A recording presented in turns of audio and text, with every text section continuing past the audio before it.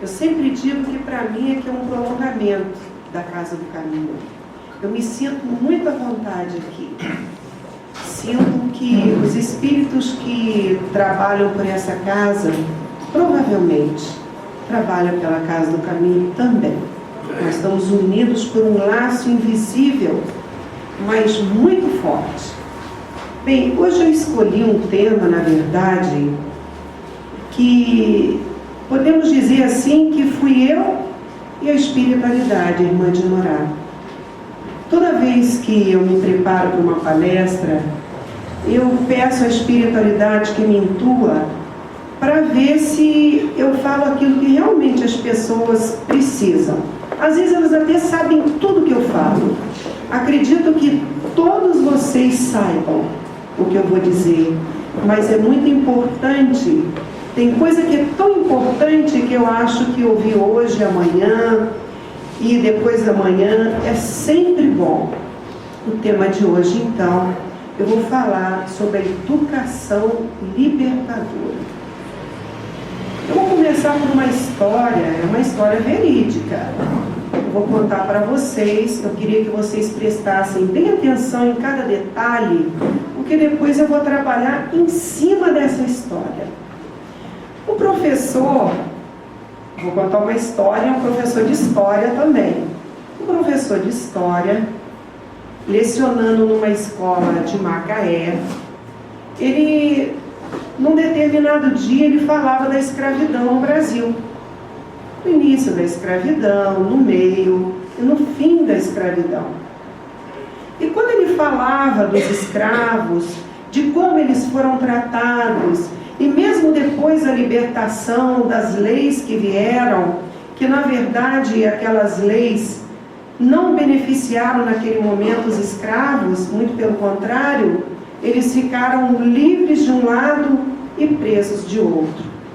Um aluno levantou muito revoltado, um aluno mulato, ele levantou muito revoltado e começou a falar com o professor que por isso que ele não acreditava em Deus, que Deus, se fosse bom como a maioria das pessoas ditam, que ele nunca deixaria que homens escravizassem homens simplesmente por causa da cor. E ele começou a falar várias coisas assim, fez uma agitação na sala de aula. E o professor, então, aproveitou aquele momento e falou de Deus.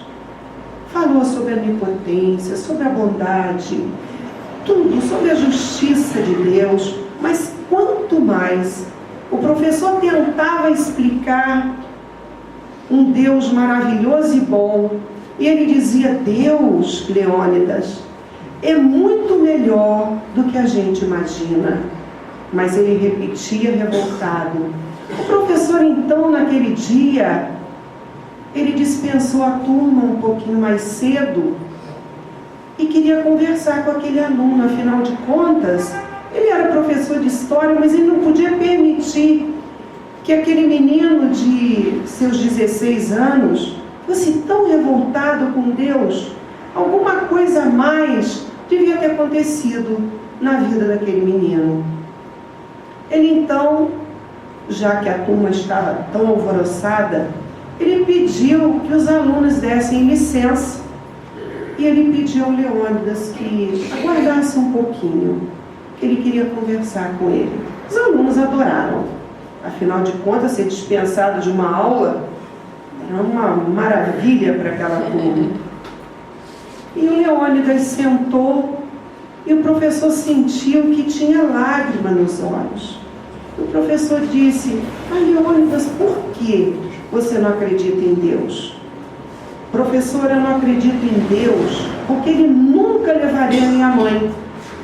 Eu não conheci meu pai, tenho poucos parentes, mas Deus, há 2 anos atrás, levou a minha mãe, a pessoa que mais eu amava no mundo, que me cuidava. Hoje eu moro com meus tios, minha tia, irmã de minha mãe, me tratam bem, mas eu não consigo amar meus tios como eu amo a minha mãe. E naquele momento ele começou a discorrer coisas tristes para o professor, mas num certo momento, aquele professor, ele fez uma prece interior. Porque se ele fizesse uma prece alta, de repente o menino ia embora. Já que ele era tão revoltado com Deus, como que ele ia acompanhar uma prece? E o professor aproveitou, fez uma prece curta, mas aquela prece que vai direto a Deus. E naquele momento o menino olhou para o professor e disse: professor, está acontecendo algo estranho comigo. Eu estou sentindo a minha mãe aqui. Eu vejo até a roupa que ela gostava de usar, e ela tinha um cordãozinho de prata que eu presenteei a ela no último aniversário, 15 dias antes dela ir embora. Isso existe? E ele ficou emocionado. E naquele momento o professor teve abertura para dizer um mundo de coisas para aquele menino. Mas ele também, o professor, sentiu algo que aquela mãe lhe passava. Dizia para que ajudasse o seu filho, porque algo mais e pior estava acontecendo com aquele adolescente. O professor espírita, com toda a sabedoria, ele pediu então, naquele momento, que a mãe, já que ela estava ali, e ele tinha certeza, que passasse para aquele filho só coisas positivas. E ele convidou esse jovem para ir na casa espírita naquele dia. E esse jovem, tocado por aquela imagem da mãe, ele nem sequer raciocinou, era a imagem da mãe a quem ele mais amava. Ele acompanhou esse professor. Na palestra, ele assistiu, e depois da palestra, esse professor médium trouxe uma mensagem para esse menino. E a mensagem eu vou ler agora para vocês sentirem o que a mãe queria passar. E apesar de sonhos, apesar de se aproximar, ele não percebia por causa da revolta. Porque quando nós estamos revoltados, nós fechamos a nossa luz e nós não vemos. Ficamos sem ver aquilo que precisamos ver. Então eu vou ler aqui, eu não sei muito bem colocar isso aqui. Bem, gente, vocês sabem que eu enxergo pouco, mas essa mensagem eu acho que eu vou conseguir ver por conhecer a mensagem. Prestem bem atenção em cada detalhe. Ó, professor é chato, hein? Filho amado, há tempos quero falar-te das coisas do céu, da maravilha que aprendi com Dona Cotinha e seu Francisco, no tão abençoado culto no lar, que faziam todas as quartas-feiras, às 8 horas da noite, na pequena sala de sua simples casa. Ali, aprendi coisas que não conhecia, das quais não te passei. Aos domingos, enquanto você jogava bola com seus colegas, eu, Dona Cotinha e seu esposo íamos ao Centro Espírita em Madureira, palestra, passe e água fluidificada. Enquanto nós estávamos ali, jovens faziam parte de outro encontro, uma cidade espírita, e as crianças desde cedo na evangelização. Tantas vezes pensei em convidá-lo, porém, deixava sempre para mais tarde, ledo engano, pois agora te vejo nas amarras da vida, entrando no vício das drogas, E hoje, para meu maior sofrimento, vejo-te na partida com seus colegas para roubar casas e motos. Filho amado, não faça tão grave falta. A vida continua e você irá angariar tristezas e desilusões. Pare por aí. Procure Dona Cotinha e seu Francisco. Eles hão de encaminhá-lo na vida, coisa que eu não soube fazer.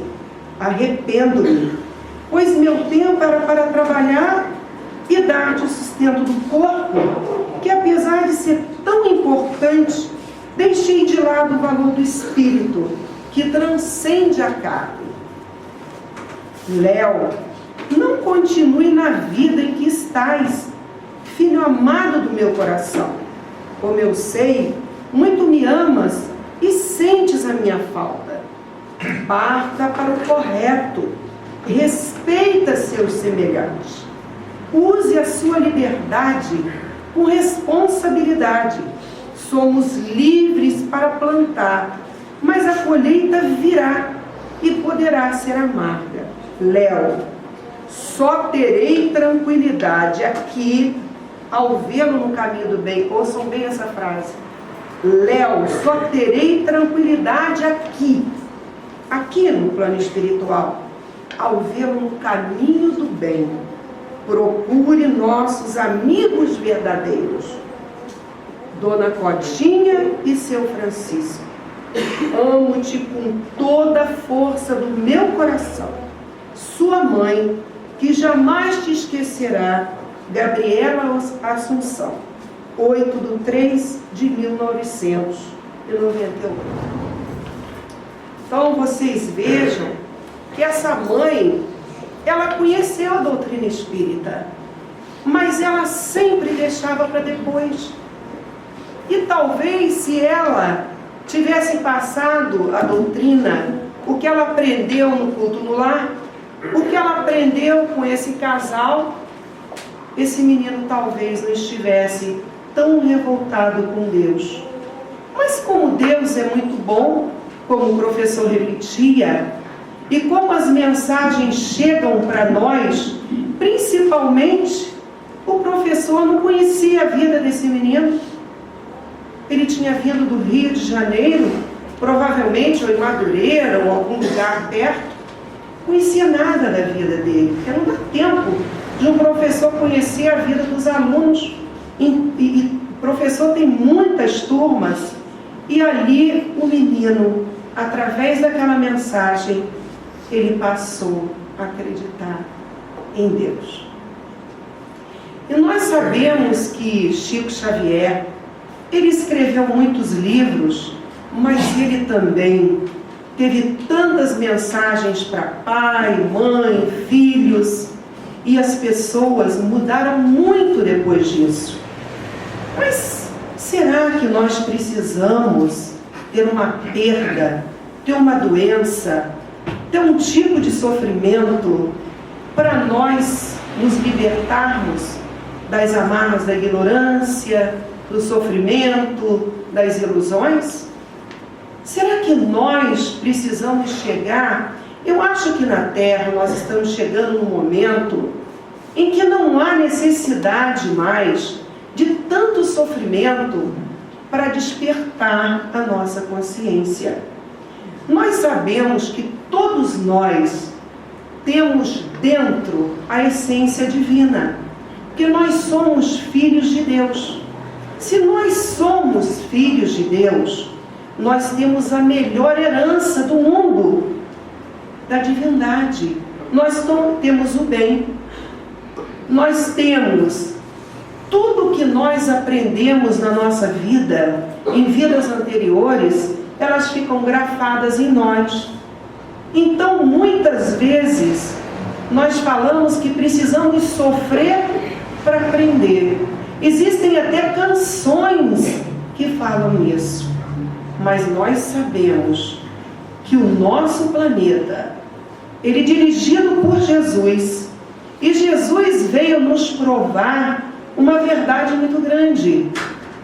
Que Deus é onipotência, que nós somos eternos, que nós temos o livre-arbítrio, que nós colhemos aquilo que plantamos, e cada pessoa que nós ferimos, seja ela quem for, nós vamos ser escravos daquele sofrimento. Porque se nós temos a herança divina, nós não fomos feitos para o mal, nós fomos feitos para o bem.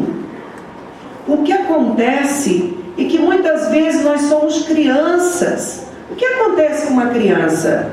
A criança, apesar dela ser um espírito que já teve várias vidas, a criança, quando renasce, ela tem o esquecimento. Até os 4 anos de idade, ela se lembra da última encarnação. Ela vive mais com o pezinho do lado de lá do que com o lado de cá. Mas depois, com o passar do tempo, ela vai ficando com o pé mais firme no chão. Pensando nessa mensagem do Léo, do Leônidas e da Gabriela, eu penso que muitos de nós, às vezes, repete esse erro. Nós não passamos para os nossos filhos a educação que liberta, dizendo a eles, não só dizendo, mas provando no dia a dia. Porque muitas vezes nós falamos que acreditamos em Deus, que acreditamos em Jesus, sabemos que Jesus, Ele é o protetor do nosso planeta, nós acreditamos na reencarnação, na comunicação com os espíritos, sabemos que aquilo que plantamos, colhemos, mas é no dia a dia que nós esquecemos de provar. A mãe dessa história, ela foi uma mãe que amou muito, muito, tenho certeza, como todas as mães, ou como a maioria delas, porque tem um grupo pequeno de mães que ainda estão treinando, não é? Aquelas mães que abandonam, mas que nós sabemos que um dia vai despertar dentro dela algo muito especial, que é o amor filial. Mas vamos voltar para nós. Vamos pensar um pouquinho agora o que nós, pais, mães, educadores, fazemos com aquilo que nós sabemos. Nós praticamos, ou na hora das dificuldades, nós não acreditamos em Deus. Falamos, distanciamos a teoria da prática. Porque muitas vezes somos assim.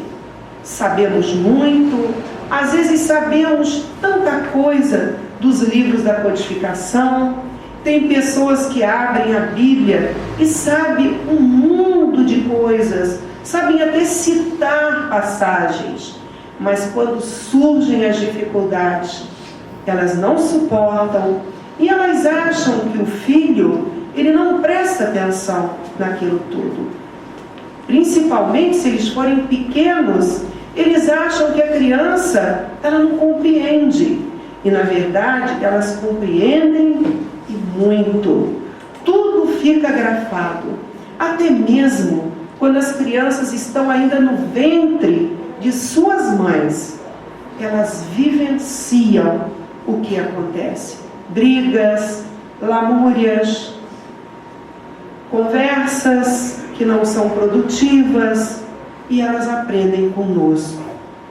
E aí, criança cresce.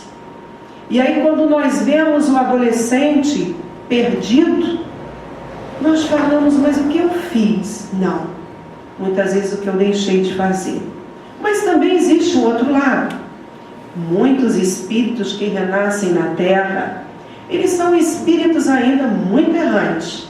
Mas Deus, Ele confia em nós e manda aquele filho, aquela filha difícil, tendo a certeza que nós vamos dar conta do recado.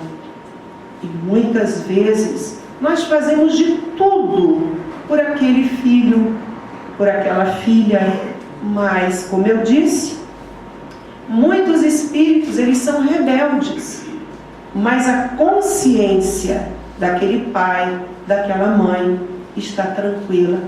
No Evangelho segundo o Espiritismo fala sobre isso, que os pais, quando eles vão para o plano espiritual e eles veem os seus filhos bem, como aqui, por exemplo, nessa mensagem, a mãe passa, a Gabriela passa para o Leônidas: só terei tranquilidade quando vê-lo no caminho do bem. Imaginem as mães que vão para o plano espiritual tendo a incerteza porque ela não passou aquilo que deveria. Mas Deus é tão maravilhoso. Da mediunidade como um meio de consolar.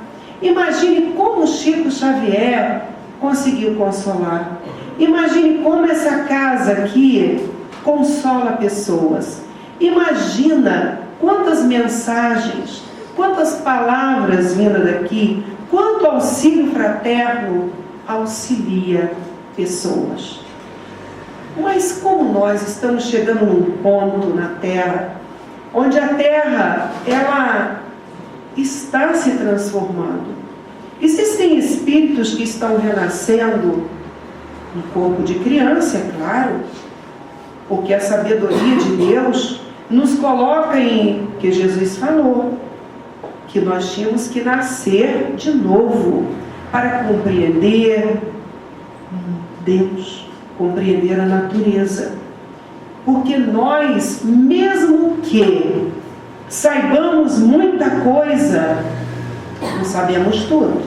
Porque o dia que nós soubermos tudo, nós não vamos renascer na Terra. Quando a nossa moral ela evoluir, não renasceremos na Terra. Mas aí o planeta que se transforma de expiação e provas para regeneração vai depender de cada um de nós. Não é uma catástrofe que vai acontecer e levar todos nós, vai haver um juízo final e depois vão dizer: você volta para a Terra, você não. Isso, o planeta de regeneração não vai ser assim. Nós vamos melhorar paulatinamente como estamos melhorando. Realmente, alguns que estão na Terra vão, infelizmente, ir para outros planetas, como a Terra é hoje, planeta de prova e expiação. Eles vão para esses planetas. É aquela transformação que os espíritos falam tanto, que Kardec colocou, através do Espírito da Verdade, que a Terra entraria em transformação. E se nós olharmos as crianças hoje, elas são muito mais espertas. Existem alguns pais que estudam muito o fato de criança cristal, criança índigo, e acham que os seus filhos são espíritos superiores, como na verdade, sendo índigo, cristal, o que eu acho que a gente nem deve determinar isso ou aquilo, porque aí nós estamos discriminando os que não são. E se nós estamos partindo para a evolução, nada melhor do que a gente não dar títulos, se é cristal, se é índigo, porque aí nós estamos preconceituando aquela que não é. Então, o importante é sabermos que a infância é uma época a melhor. Está no Livro dos Espíritos também. Na pergunta 115, se não me engano, que como é importante nós renascermos como crianças. Porque a nossa sensibilidade, ela é imensa. Então, nós absorvemos muito mais quando somos crianças do que somos adultos. Mas nós também, muitas vezes, somos crianças grandes. Quantas vezes nós chegamos perto de alguém já adulto, que é uma criança no modo de pensar, no modo de encarar as dificuldades, enquanto está tudo bem, elas estão ótimas. Quando surge uma dificuldade, quando ela ali deve provar que ela acredita em Deus, que ela tem os espíritos amigos que a trouxeram. Todos nós tivemos, antes de renascer, um amparo de um grupo de espíritos. Não é um só, são vários espíritos. Nós viemos de colônias que nos amparam, que nos educam, que nos trazem à terra, que nos trazem para visitar a família, que nos ajudam muito. Por quê? Porque, na verdade, Deus sabe que nós precisamos renascer e Ele tem que nos auxiliar. Então Ele nos entrega os espíritos que nos amam. E quando nos colocam na terra, Ele também, Deus, através dos pais, nos dá o pai que necessitamos, a mãe que necessitamos, os irmãos. Mas aí alguns vão pensar e vão questionar: mas e aquelas crianças que logo que nascem seus pais desencarnam? Aquelas crianças que vão para abrigos, por alguma razão, elas têm que passar por essa experiência. Porque Deus não é como nós.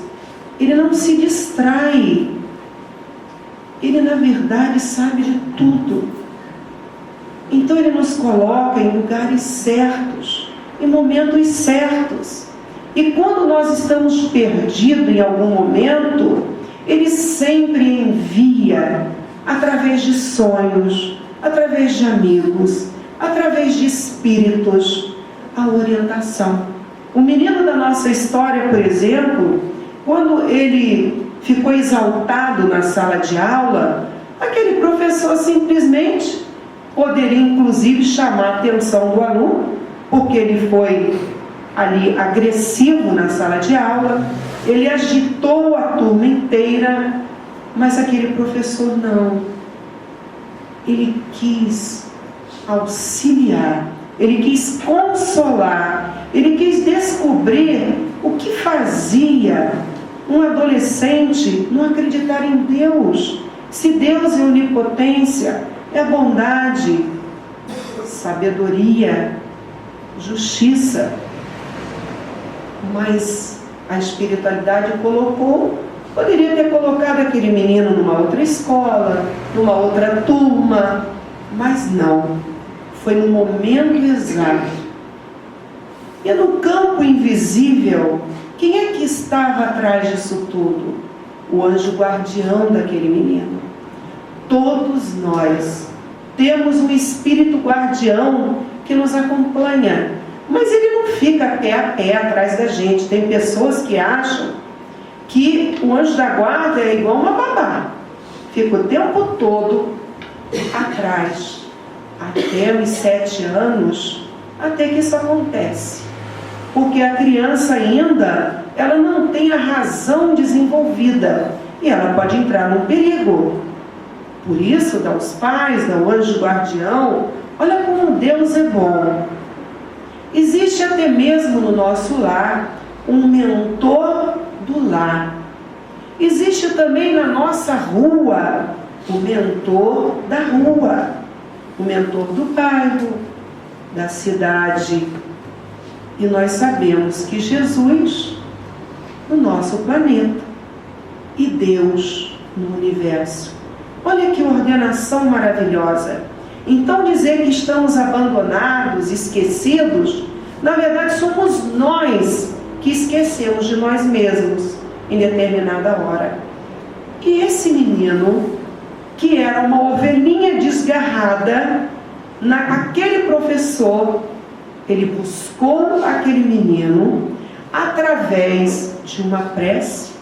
Ele sentiu naquele momento a presença da mãe, e o menino, descrente de Deus, também sentiu a sua mãe. Porque ele acendeu a luz. Então nós temos que acender a nossa luz. Porque se estamos no caminho errado, se vemos alguém no caminho errado, nós temos que auxiliar. As casas espíritas, aquilo que nós sabemos, então nós temos que libertar as pessoas. E essa palavra libertar, ela é muito interessante, que as pessoas falam libertar de quê? Das amarras, das paixões inferiores, dos instintos. Porque apesar de nós, todos aqui, sermos espíritos velhos, em corpos muitas vezes novos, nós ainda trazemos coisa de quando nós éramos lá, homens e mulheres primitivos. Então por isso que muitas vezes somos pegos de surpresa por nós, numa atitude que nem nós sabíamos que íamos ter. Então, ali nós descobrimos que nós ainda temos um restinho da inferioridade moral. Não sabíamos, descobrimos. E se descobrimos, o que nós temos que fazer? Como de uma doença que nós não conhecíamos e passamos a conhecer, nós vamos tratar a doença. Então nós vamos tratar a nossa essência. E no Evangelho diz uma coisa muito bacana sobre o amor, que é o primeiro mandamento. E Jesus fala tanto do amor. E no Evangelho fala, eu vou pedir a Lívia para ler para vocês um trechinho, do amai-vos e instruí-vos. Porque amar é importante, mas nós temos que nos instruir. Espíritas, amai-vos, eis o primeiro ensinamento, instruí-vos, eis o segundo. Todas as verdades são encontradas no cristianismo. Os erros que eles criaram, raiz, são de origem humana. E eis que além do túmulo em que acreditáveis o nada, vós vem clamar-vos irmãos, nada perece. Jesus Cristo é o vencedor do mal. Sede os vencedores na impiedade. Espírito da Verdade, Paris, 1860. Então, nós podemos amar, é muito importante, é o primeiro mandamento. Mas essa mãe, ela não amou muito seu filho? Ela termina a mensagem dizendo de um amor grandioso por esse filho. Mas ela esqueceu de passar a educação que liberta. Jesus, quando veio, ele não fez só obras. Ele exemplificou o tempo todo o amor e instruiu. O tempo todo Jesus nos instruiu. E Jesus, ele trouxe para a gente as diretrizes e as bases da libertação espiritual. E se nós olharmos a nossa história, quando Madalena mudou, ela ficou livre do quê? Da obsessão. Porque ela era uma mulher que tinha uma obsessão seríssima. E a partir de que ela conheceu Deus, conheceu Jesus, o mestre dos mestres, ela se transformou. Zaqueu, avarento, materialista, quando ele conheceu Jesus, ele conheceu a verdade que liberta, ele se transformou. E a história, na nossa história, a gente fala de Paulo de Tarso, que é o mais forte da nossa história, que era um perseguidor implacável de todos aqueles que acreditavam no Mestre Jesus. Era um perseguidor, um homem muito inteligente, um doutor das leis. Quem já leu o livro, né? Paulo Estevão, um livro maravilhoso que a gente deve ler e reler de vez em quando, sabe da passagem de Damasco, quando Paulo se transforma, ficando cego através da luz que Jesus emanou. Quando ele disse: Saulo, que o nome dele era Saulo, Saulo, por que me persegues? E ali há a transformação, e ele passa a se chamar Paulo. E ele, de todos os apóstolos, dos seguidores do Mestre, ele que mais viajou de ponta a ponta, mostrando a verdade. Porque Jesus também falou: conhecereis a verdade e ela libertará. A verdade vos libertará. Que verdade é essa? A verdade é acreditar em Deus, praticar o bem, saber que Jesus, Ele veio e Ele está na terra, nos protegendo, nos abençoando, e através de cada um de nós, Jesus está em cada um de nós.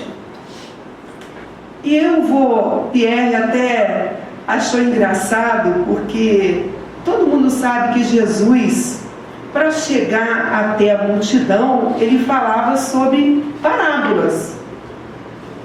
Ele não disse tudo, disse que chegaria o Consolador prometido, que é a doutrina espírita.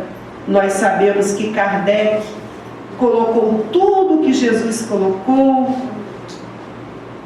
e muita coisa que na época Jesus não pôde dizer, porque não se entendia, porque tudo vem na hora.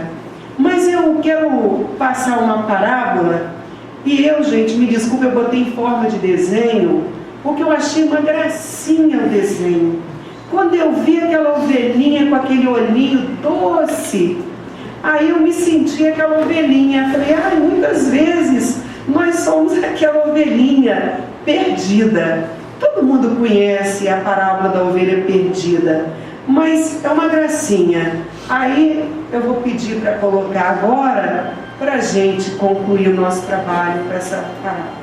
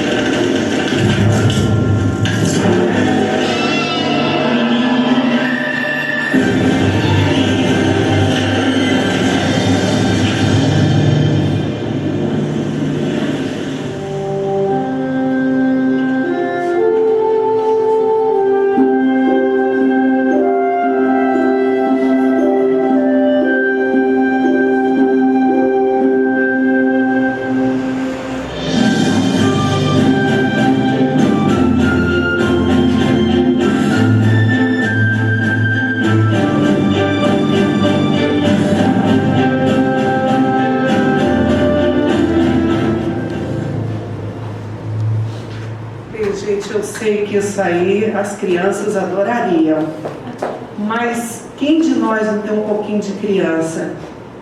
Vocês viram os olhinhos? Como é que ela veio feliz no colo do pastor? E nós devemos ser assim. Nós não devemos desistir daquelas pessoas que nós amamos. E nós temos que ter um amor que transcende. Porque ser bom às vezes para o filho, para a filha, mas nós temos que seguir os ensinamentos de Jesus. Ele não disse que nós amássemos uns aos outros? Não disse também que a verdade libertaria? Então, quando tem pessoas que têm vergonha de dizer, eu sou espírita. Ah não, mas as pessoas vão me criticar. Mas quando nós falamos que somos espíritas, desperta nas pessoas algumas coisas até às vezes negativas. Eles confundem com leitura de mão, uma série de coisas, mas eles vão começar a te perguntar coisas, e naquele momento, quando nós vibramos para aquela ovelha que muitas vezes está perdida pela vida, nós auxiliamos. Às vezes é no ônibus, no ponto do ônibus, na escola, como foi no caso do professor, mas às vezes eu vejo que nos lares as pessoas acabam abandonando as suas ovelhas. E aí, um dia nós vamos partir, e se vemos aquela pessoa infeliz, nós não vamos ter sossego na nossa alma. Então vamos seguir essa parábola de Jesus. Todas elas têm um grande ensinamento. A nossa doutrina, ela é consoladora, e nós temos que usar para nós e para o nosso próximo. Quando a irmã de Norá pediu que eu viesse e falasse de uma educação libertadora, é a educação, é mostrar para aqueles que nós amamos, e nós temos que amar a todos, porque é esse o primeiro mandamento, e devemos nos instruir, porque muitas vezes a gente estuda pouco a doutrina e pouco entende, ou às vezes quando nos ensinam alguma coisa, a gente prefere teimar com aquela que é a nossa verdade. Então todos nós que estamos aqui, quando a irmã de Norá disse que eu viesse aqui, eu sei que tudo que eu falei, todos vocês sabem, mas como eu falei também, muitas vezes distanciamos aquilo que sabemos. Será que sabemos? Será que colocamos em prática? Então, nós temos que ter uma sabedoria que ame e um amor que sabe. Quer dizer, passar para todos aqueles que nós amamos. Pessoas que estão perdidas pela vida, que nos pedem auxílio, não vamos ignorar. Hoje a irmã de Norá contou uma história muito interessante na reunião da tarde, que eu acho também que ilustra. Eu sou professora de história, gente. Meus filhos perguntavam, mãe, você conta historinha para os seus alunos? Eu dizia, também, conto também. E eu vou terminar com essa história que ela contou. Tem um tratamento na quarta-feira, que eu tenho a alegria de dirigir esse trabalho com um grupo de médiuns. Ela passou uma história e depois pediu para que cada pessoa pegasse o Evangelho e encaixasse aquela história num capítulo do Evangelho, numa frase. Ela contou, porque a irmã de Norá, ela foi, na verdade, educada pela irmã Gertrude, que foi um dos espíritos também que passou pela Casa do Caminho e agora está renascida na Terra com seus 12 anos. E ela disse que vai até retornar mais tarde à Casa do Caminho, como Emmanuel fez com Chico, né? Emmanuel também prometeu a mesma coisa. Ela contou uma história que uma mãe chegou na instituição, era uma instituição que acolhia crianças, e a mãe chegou muito triste com 3 crianças abatidas, sujas, e pediu que essas crianças pudessem ficar na instituição durante a semana, e no final de semana ela iria buscar. A instituição onde a irmã Gertrudes e a irmã Dinorá fizeram parte foi no Brasil. E nós descobrimos, uma outra hora eu conto para vocês, senão vai embolar, porque a coisa que eu mais gosto de contar é a história. Então eu me formei na matéria certa. Então ela conta que essa mãe disse assim: olha, eu arrumei um emprego para manter meus filhos, mas eu não tenho condição, eu não tenho marido, ele se foi, e essas crianças eu trouxe. E a irmã Dinorá falou: pois não, e ficou com as 3 crianças. Chegou no sábado, que era o dia dessa mãe buscar as crianças, a mãe não chegou para buscar as crianças. Aí, irmã Dinorá, em companhia de mais 2 irmãs, foram no endereço que ela deu. Quando elas chegaram lá, elas viram que não havia casa naquele endereço, mas que havia tido, parece, uma espécie de uma demolição naquele lugar. Quando elas olharam, no fundo do quintal, tinha uma espécie de uma casa de cachorro, uma casinha pequenininha, sem porta, um lugar horrível. E elas sentiram que alguém chorava muito naquela direção. E elas foram até lá e bateram de leve, apesar de não ter porta, bateram num lugar baixinho, uma casa de cão, uma casa de cachorro. E a mulher veio atender. E ela disse: irmãs, eu sei que vocês vieram aqui para certificar se eu ia ou não buscar meus filhos. Mas veja só, eu morava nessa casa, onde eu entrei, ela estava vazia, eu não tinha lugar para entrar. Mas o dono da casa demoliu a casa para que eu não ficasse com meus filhos, para que eu abandonasse. E só sobrou a casinha de cachorro.